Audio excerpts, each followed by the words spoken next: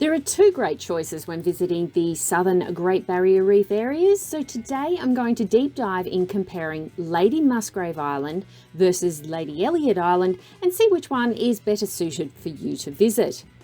This includes some pros and cons, differences in accommodation, how you'll get there, and the things to do.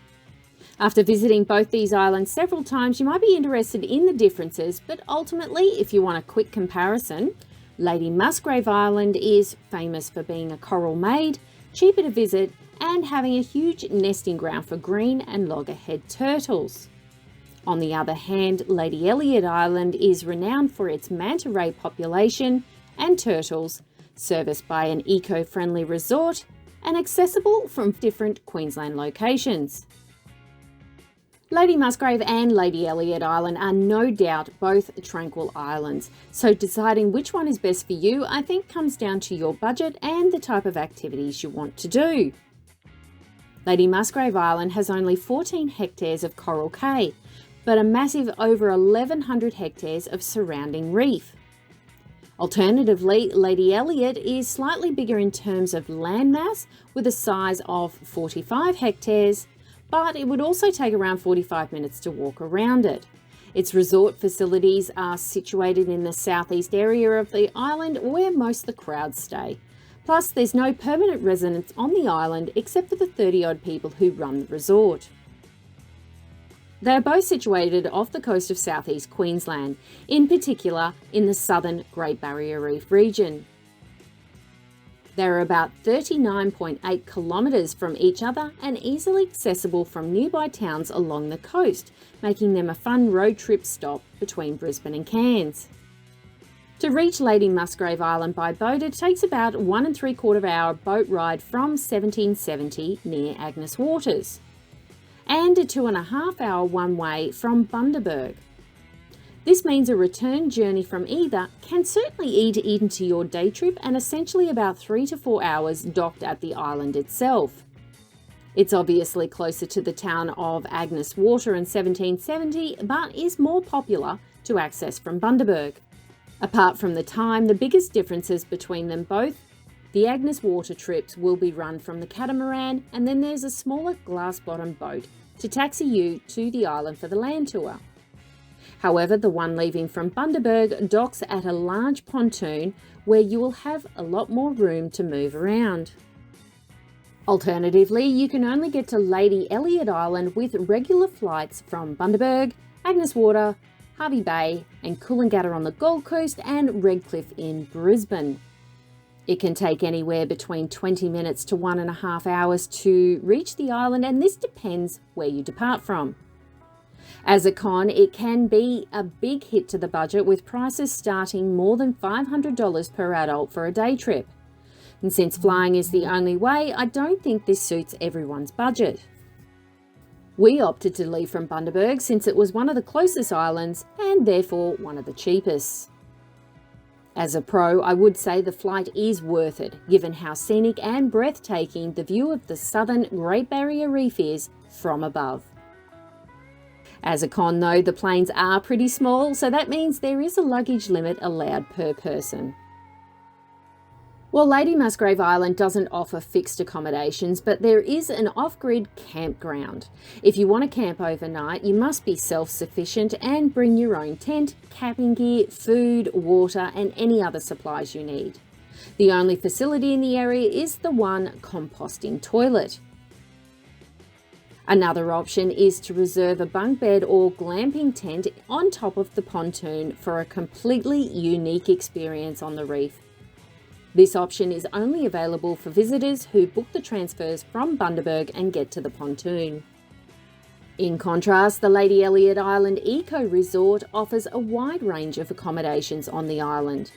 For a more budget-friendly and fun experience, you can reserve the glamping tents or eco cabins. Or you can get a beachfront, reef or garden unit for a more luxurious stay with scenic views. These accommodations can come with private or ensuite bathrooms. However, note this is an eco resort and run on basic facilities, so you may not have all the lap of luxuries you might be expecting. On the downside, there is a huge bird colony, But with the resort and more land activities, the bird poo smell and noises can sometimes be overpowering and hard to bear for extended periods. The bird colony is on Musgrave as well, but it won't affect you as much with limited time on the actual island. As for snorkelling or diving, I'm not sure there's too much of a difference between them at Lady Musgrave to Lady Elliot. They are both in the Southern Great Barrier Reef and attract very similar marine life to both. What I do see as a difference is the Lady Musgrave tours enter the lagoon area in the middle of the coral formations for snorkelling, and only some of the diving occurs outside this area. While there are some deep areas inside the lagoon, I'm not sure you'll get too many larger creatures here.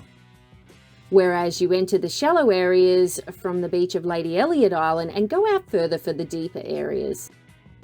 They also have more boat tours to taxi you out into the deeper spots to get to the larger creatures like manta rays barrel rolling. As for things to do, Lady Musgrave is surrounded by 1,100 hectares of living reef, providing snorkelers with a brilliant underwater experience with various marine creatures and beautiful corals. Such creatures like coral bommies, fish, stingrays, mollusks, turtles, sea snakes, reef sharks, and lots more. You can join a walking tour and witness the massive amount of nesting birds and turtles on the island. It's also made completely out of coral, making it one of the most unique beaches. See some turtles laying their eggs or hatch on the beach, which tends to be around the summer season. You might be lucky to see a reef shark hunt for small fishes in some of the shallow areas of the shore. Take a glass-bottom boat ride to see the marine creatures like stingrays and turtles without actually getting wet. Go scuba diving from the pontoon, which is an option for the Bundy trips. You might even see migrating humpback whales in the distance during the winter season. But just remember, there is no restaurants, accommodations on the island. There isn't much beach time on the day tours, and there's only a handful of land and water activities you can do. Aside from walking the island, most of the activities are organised on the boat or the pontoon. As for Lady Elliot Island, you can walk from the shores to snorkel in the shallow and deep areas to see several marine life underwater like turtles, stingrays, sharks, fish and corals. There are more than 20 diving sites on the island, or you can get a diving lesson. It's home to hundreds of manta rays, which are seasonal. You can take a guiding reef walking tour from the shore and spot marine creatures at low tides like clams, starfish, sea cucumbers, crabs and sea urchins. Ride a glass-bottom boat or kayak further from the shore and see the coral bommies. And if you're staying, you can also try this at night. Take a quick dip into the beach or saltwater pool from the resort. Join a romantic sunset cruise tour and take in the beauty of the island from the waters while the sun is setting. And if in season, you can also catch these humpback whales. Watch fish feeding in the rock pools at the end of the day. Take a tour and witness hundreds of birds nesting on the island. You can also watch the turtles lay their eggs up close from November to February and baby turtles hatching until April. Visit the Reef Education Centre and learn more about the island's underwater marine life. Learn the history of the island as a guano harvesting site, which is actually bat poo, and the lighthouse by joining a historical tour. Meet other travellers by participating in the quizzes, bingo, and some game nights in the lagoon bar. And a complete restaurant means that a lot more choices of food for lunch and drinks on offer, and it's good that some of these are included in the cost of your day trip.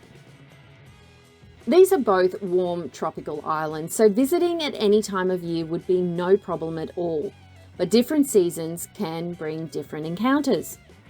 If you want to witness the nesting or hatching turtles, it's best to visit during the summer months, December to March.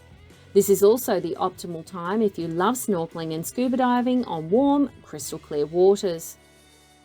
Just watch out for the weed in the water though, as this can cause a skin irritation while swimming around, and for me it was still itchy days later. On the other hand, if you don't like the sweltering heat, visiting during the winter months from May to August is ideal. This is also an excellent time for the mantis season on Lady Elliot. I find visiting most Queensland islands rather expensive, as you would have to take a boat or a plane ride to get there. In the case of Lady Musgrave Island versus Lady Elliot Island, they both have features that contribute to excess costs. In terms of transportation, a plane ride to Lady Elliot would cost more than the boat ride to Musgrave. However, once you get to Lady Elliot, you'll be greeted with a lot more attractions, tours and resort facilities that Musgrave lacks at some point. In comparison, I'm not sure it's that cheap to stay on the Musgrave pontoon either. So determining which one is more expensive comes down to your preference and the type of activities you look forward to experiencing. Fortunately, you will not likely encounter dangerous stingers in the water at Musgrave or Lady Elliot during the summer. This is because most of the stingers thrive in the warmer waters off the coast of North Queensland. With that said, I have experienced the allergic reactions to the jellyfish, weeds or sea plants floating on top of the water. While it might not need hospitalisation, skin irritations and blisters can be uncomfortable, and prevention is always better than treatment. Wearing a lycra stinger suit can help with that if you're prone to allergic reactions. However, if you're looking for more options of different islands in Queensland to explore, then please check out the playlist here for all the ones that we've seen. I've also linked my separate day trip videos in the description for Lady Musgrave and Lady Elliot. Thanks for watching, guys, and I will see you for the next one.